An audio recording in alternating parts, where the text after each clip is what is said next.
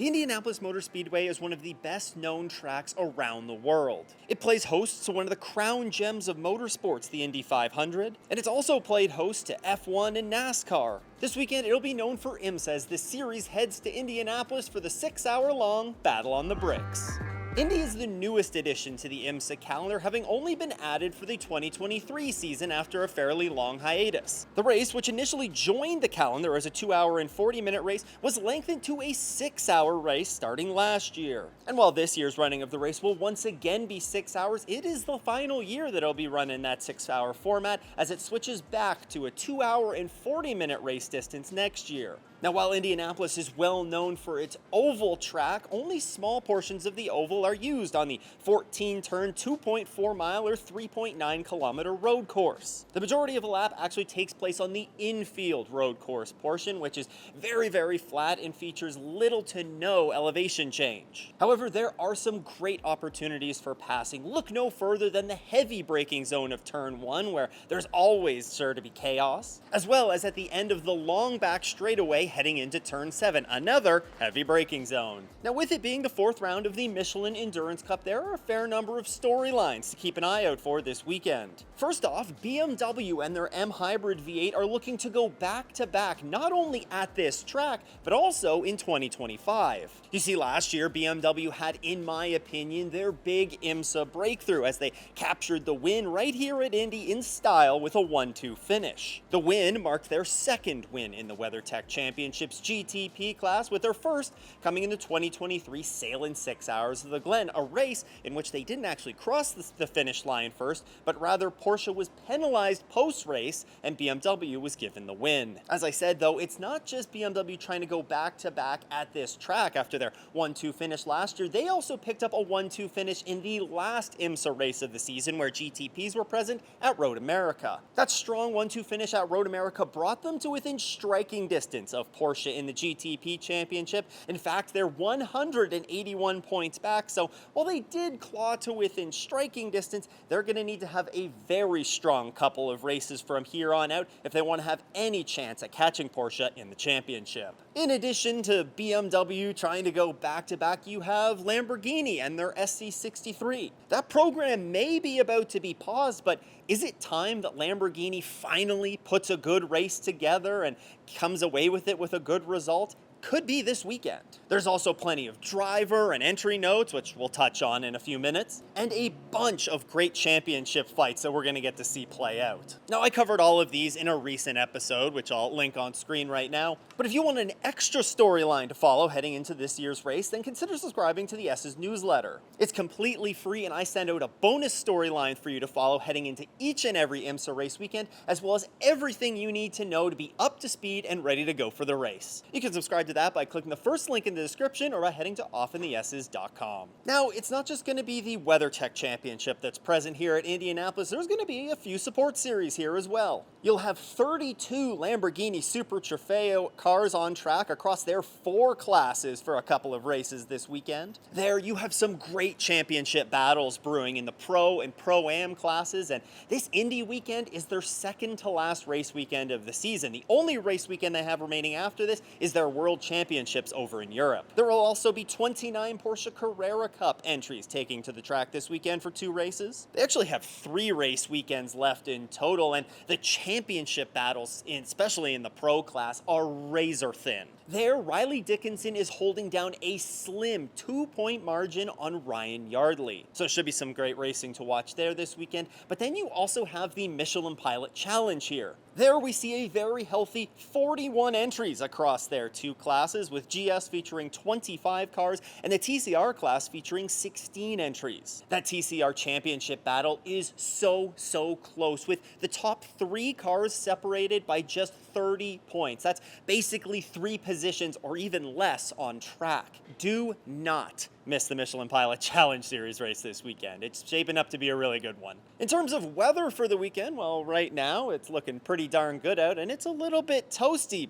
and that appears to carry through to the weekend. On Friday, we're going to see sunny and 90 degrees Fahrenheit. That'll carry over to Saturday with a high of 85 and a small chance of showers. And then race day on Sunday, 82 is the high, which is 28 degrees Celsius. There's a small chance of showers or potentially thunderstorms, so I have to keep an eye on the weather as we head into the weekend, and seemingly as we always have to here at Indy. All right, let's talk about some BOP now. IMSA has made some tweaks to the GTP BOP since they were last out at Road America. Notably, weight-wise, the Porsche's picking up 9 kilograms of weight, and the only other significant changes come from Acura and Cadillac, who are both going to be 8 kilograms lighter. You look at the power changes, and there's actually nobody that gained power out of this, but there are some cars that are losing a bit of power. The Acura, BMW, and Cadillac all see the biggest decreases really across the board of anybody here, mostly losing power in stage 1, which is going to be below 230 kilometers an hour. That's going to impact them out of the slower corners, not so much on the long straightaways though. Flipping over to the GTDs, there are some changes here, not overly big ones, but there are some changes.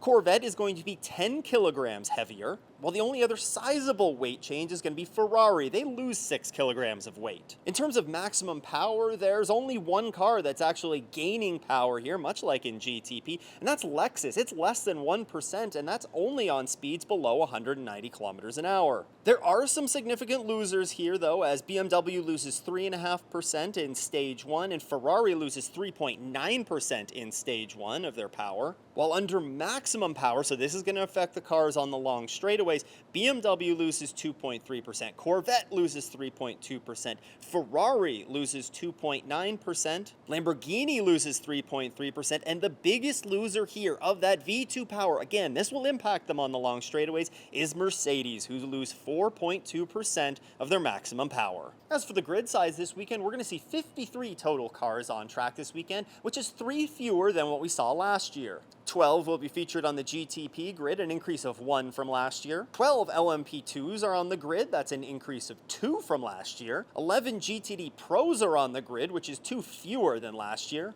And there's 18 GTD cars on the grid, a decrease of 4 from last year. Amongst those 53 entries, there's also a number of notes to go along with it. The Proton Competition number 5 are missing in GTP with their Porsche 963 after they sustained heavy damage in an accident at the 6 Hours of the Glen. Nico Mueller will join Tiemann van der Helm in the 85 JDC Miller Motorsports 963, replacing Jean-Marie Bruni. Ollie Jarvis replaces Paul-Loup Chatin in the number 18 Era Motorsports entry. And perhaps one of the bigger pieces of news here is Logan Sargent joins the 52 PR1 Matheson Motorsports LMP2 for the final 2 races of the year. Tom Dillman rejoins the 43 Inter-Europol competition entry after he sustained his injury at Canadian Tire Motorsports Park. The GTD class, meanwhile, will add a car. The number 75 Express Racing Mercedes is back for the first time since the Rolex 24. Eduardo Barrichello replaces the injured Rory van der Stur in the number 19 Aston Martin. Notably, this same lineup podiumed in the Sao Paulo WEC round in July. Mason Filippi will be in at Gradient Racing, replacing Tatiana Calderon for the final 2 rounds of the season. And unfortunately, the Iron Dames have not returned to the grid after they missed Watkins Glen due to Michelle Gadding's injury that she sustained at Le Mans.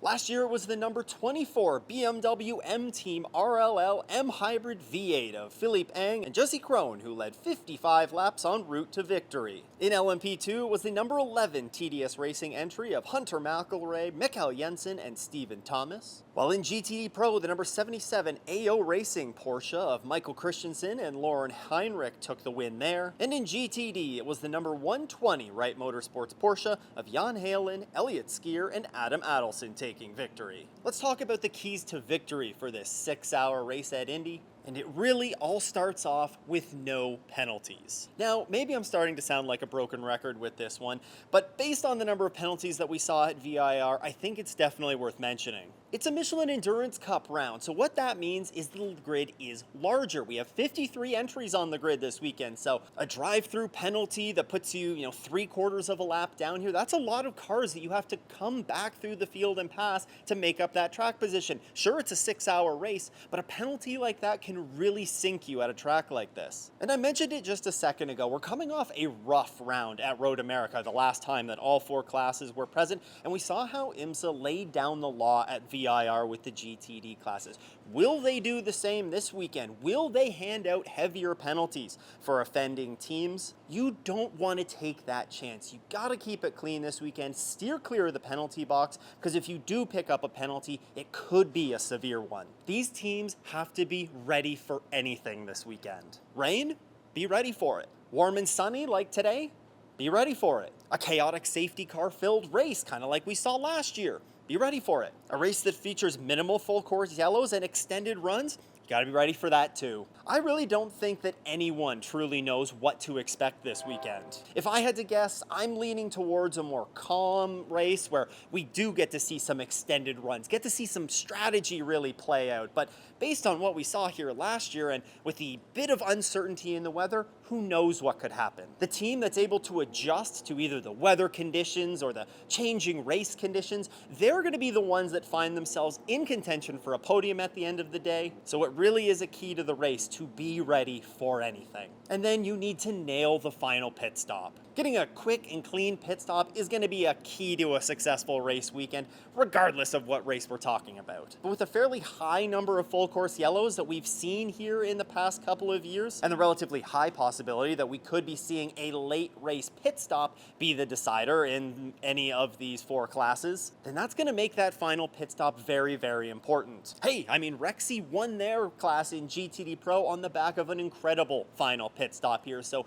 do not sleep on the pit stop overall in this race, but especially you have to nail that final pit stop if you want to be in contention for a win. As for my picks for the weekend, in GTP, I'm going to go with the number 31 Action Express Racing Cadillac. I feel like they could just kind of come out and surprise some people when we're at least expecting it. They haven't had a great season by their standards, but that doesn't mean that it can't turn around here at Indy. We've seen the 31 have some solid runs here in the past, and I'm picking them to get it done in GTP. In LMP2, give me the 74 Riley. Something that I don't think I've really mentioned yet on this show is that the bronze-rated driver for Riley in that LMP2 car, Gar Robinson, is going to be retiring temporarily, I guess, from IMSA at the end of this season. Now, despite all of the good runs that they've had in LMP2, they still don't have a race win. So I'm going to take the 74 Riley. I think that they finally break through here for a big win in LMP2. I just realized that I'm also wearing a 74 shirt back from the LMP3 days. So there you go. That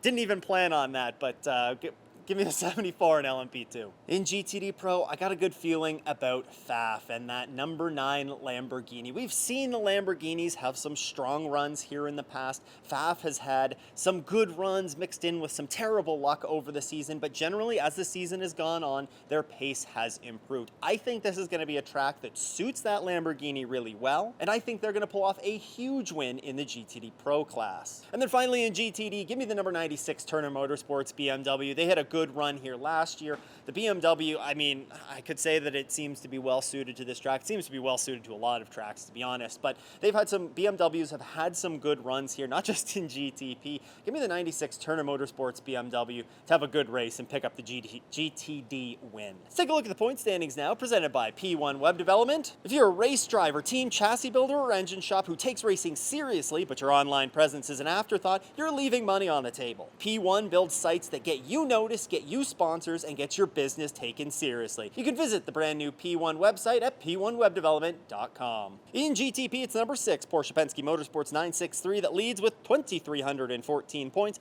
That's a 75-point advantage over the sister, number 7 Porsche, and a 181-point advantage over the 24 BMW.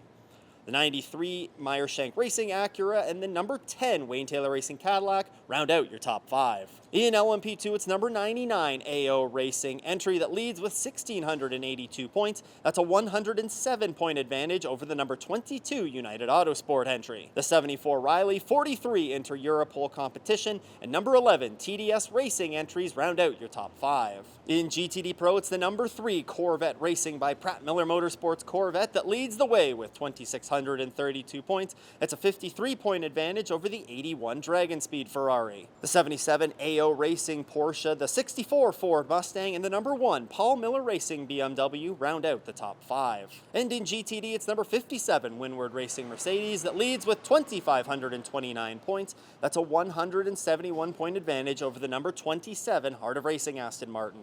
It's also a Michelin Endurance Cup race, which means there's going to be Michelin Endurance Cup points handed out, both at the 3-hour mark and at race finish. In that championship, the number 7 Porsche leads with 35 points in GTP, which is a 5-point advantage over the 60 Meyershank Racing Acura. The number 22 United Autosport and number 43 Inter Europol entries are tied for first in LMP2 with 28 points. The Paul Miller Racing BMWs are killing it in the GTD Pro class. They're 1 and 2 there with 34 and 30 points respectively. While in GTD, it's a very close battle here, a 3-way tie for the lead with the 27 Heart of Racing Aston Martin, the 70 Inception Racing Ferrari, and the number 21 AF Corsa Ferrari. It's a packed weekend of racing, and it all gets kicked off on Friday with the Porsche Carrera Cup North America for race 1 of their weekend. That gets underway at 2:55 p.m. Eastern Time. And all of these races, unless if I say otherwise, can be found on YouTube, IMSA TV, or Peacock. After that, at 3:55 p.m., it's race 1 for the Lamborghini Super Trofeo. And then we flip it over to Saturday, where it's race 2 for the Porsche Carrera Cup North America, and that gets underway at 10:40 a.m. Eastern Time. The Michelin Pilot Challenge Indianapolis Motor Speedway 120 is after that, and it gets underway at